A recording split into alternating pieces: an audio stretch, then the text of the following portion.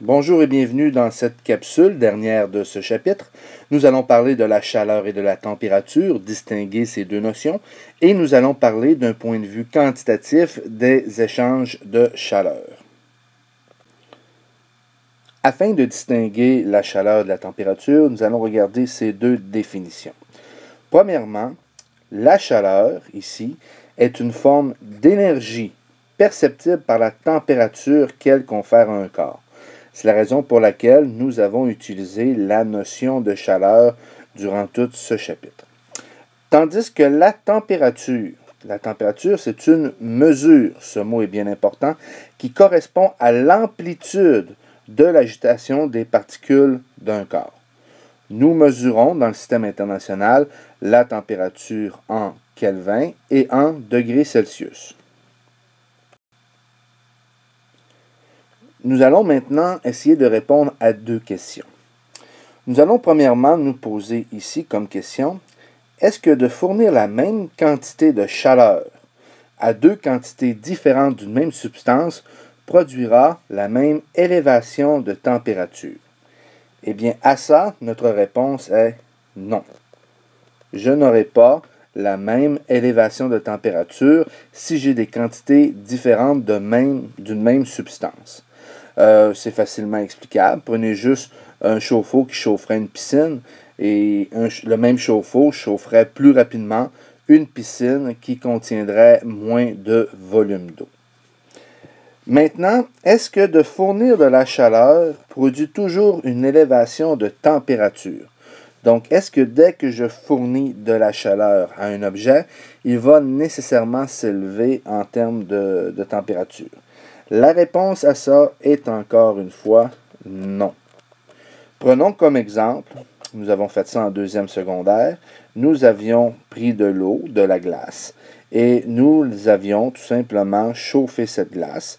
Donc, à mesure que le temps ici avançait et que ici j'ai la température en ordonnée, donc dès le départ, il y avait augmentation, et à un certain moment donné, lorsque nous sommes arrivés près du point de fusion, la température a cessé d'augmenter, même si on continuait à chauffer notre glace. C'est un moment où l'eau s'emmagasinait un peu d'énergie pour être capable de faire son changement de phase.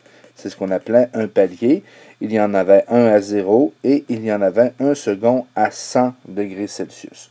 Donc ici, c'est par l'exemple que puisque les paliers existent pour les substances pures, eh bien, même si je fournis de la chaleur à une substance, elle ne s'élèvera pas toujours de température. Posons-nous maintenant la question sur les modes de propagation de la chaleur. Il en existe trois: la conduction, la convection et le rayonnement.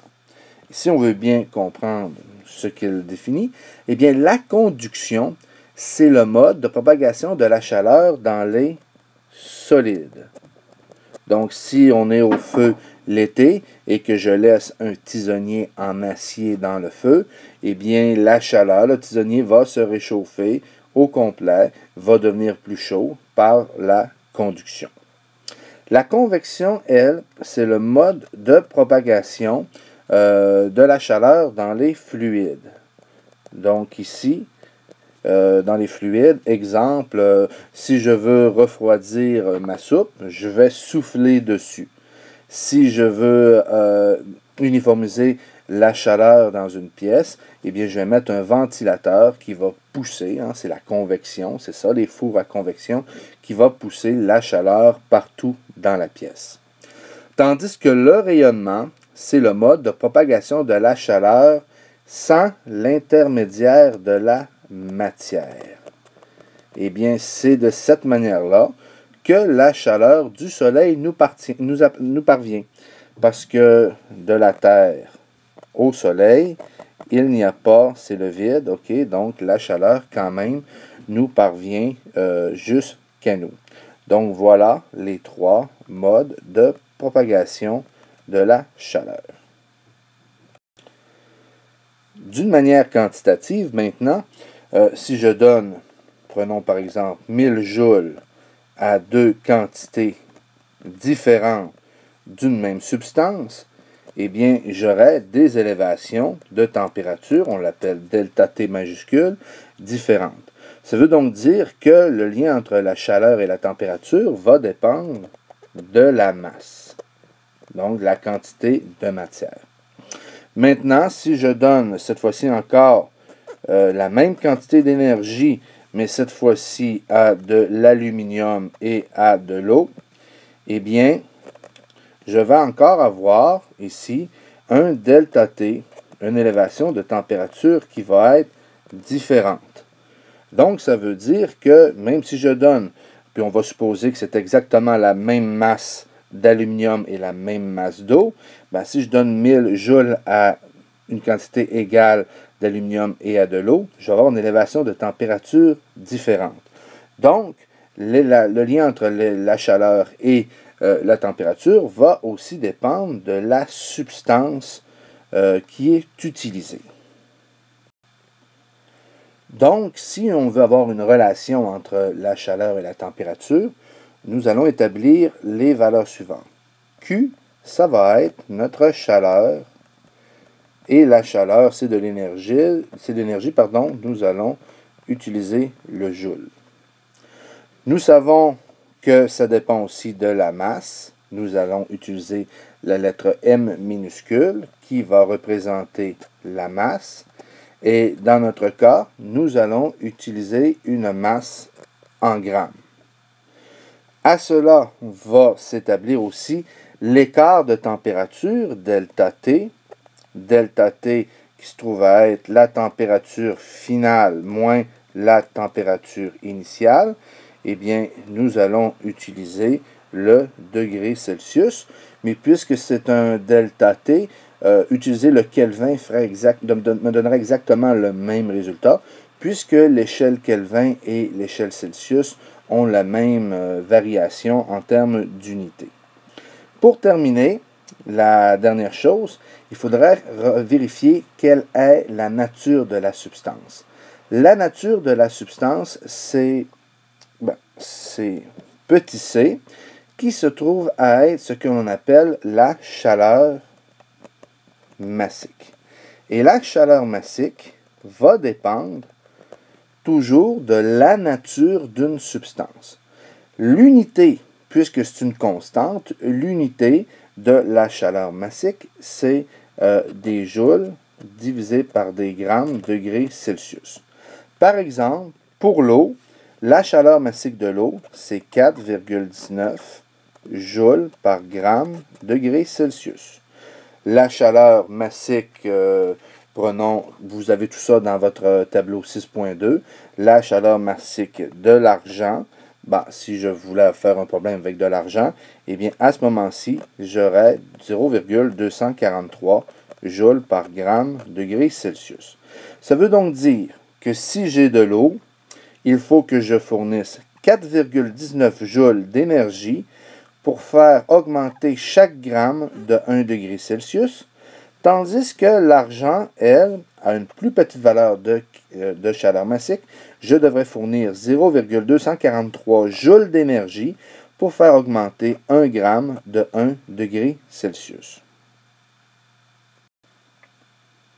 Donc, si on veut unir toutes ces grandeurs physiques-là, nous allons obtenir la relation suivante. Q, qui est la chaleur en joules, est égale à M, la masse en grammes, fois C, la chaleur massique qui dépend de la substance, fois delta T, qui se trouve à être la variation de température. Bien sûr, un delta T positif reflète une élévation de température, tandis qu'un delta T négatif représente une chute de température, donc ça correspond à une perte d'énergie. Faisons l'exemple suivant. J'aimerais savoir qu'est-ce qui est arrivé. J'ai donné combien d'énergie à un bécher qui contient 100 ml d'eau et que sa température est passée de, disons, 30 degrés Celsius à 40 degrés Celsius. Donc, j'aimerais savoir, j'ai donné combien d'énergie? Eh bien, je dois identifier chacune de mes variables. Q est égal à ce que je cherche, combien d'énergie, la masse. Puisque nous sommes avec de l'eau, nous pouvons dire que 1 millilitre d'eau égale à 1 gramme d'eau. Donc, 100 millilitres, parce que c'est de l'eau, correspondra ici à 100 grammes. C'est de l'eau, donc la valeur de C, c'est 4,19 joules par gramme degré Celsius, fois l'écart de température delta T. Nous avons déjà dit que l'écart de température était la température finale, donc si on passe de 30 à 40, donc c'est 40 degrés Celsius moins 30 degrés Celsius, ce qui correspondrait à un delta T de 10 degrés Celsius. Donc, si on fait ce problème-là, Q, dans notre cas, ici, serait simplement égal à la masse, 100 grammes, fois 4,19 joules par gramme degré Celsius, multiplié par 10 degrés Celsius. Donc, si je fais le traitement de mes unités, grammes avec grammes, degrés Celsius avec degrés Celsius, il ne me reste que des joules. Ça vient du bon sens, puisque ce que je cherche, c'est de l'énergie, et de l'énergie, c'est en joules. Donc, Q va être égal ici à 100, donc 100, multiplié par 4,19, multiplié par 10, donc numériquement, ça va nous donner 4190 joules.